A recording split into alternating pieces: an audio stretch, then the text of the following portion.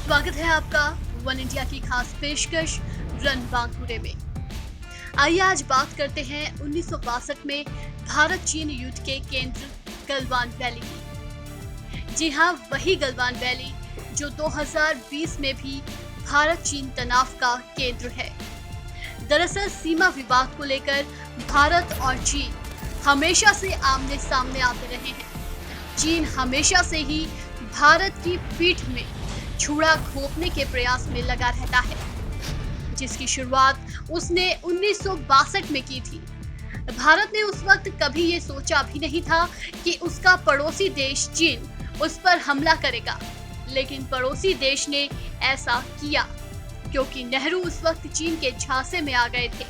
जवाहरलाल नेहरू ने हिंदी चीनी भाई भाई का नारा दिया। चीन ने 20 अक्टूबर 1962 को भारत पर अचानक से हमला कर दिया। 1962 में कई बार चीन ने भारत को अपनी धमक दिखाने की कोशिश की। झगड़े भी हुए।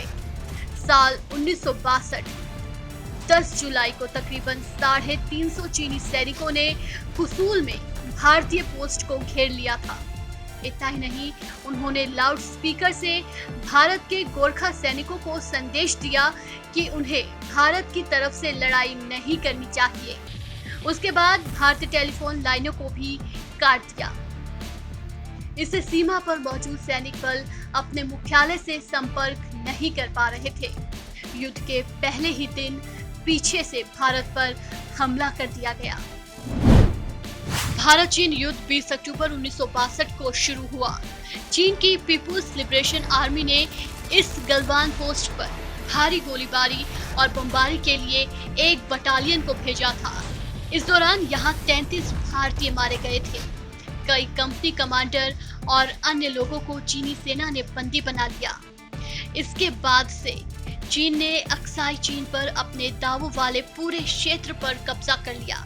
गलवान घाटी अक्साई चीन क्षेत्र में है। इसके पश्चिम इलाके पर 1956 से चीन अपने कब्जे का दावा करता आ रहा है। 1960 में अचानक गलवान नदी के पश्चिमी इलाके, आसपास की पहाड़ियों और श्योक नदी घाटी पर चीन अपना दावा करने लगा। लेकिन भारत लगातार कहता रहा है कि अक्साई चीन उसका इलाका है। इसके बाद ही 1962 में भारत चीन के बीच युद्ध हुआ था।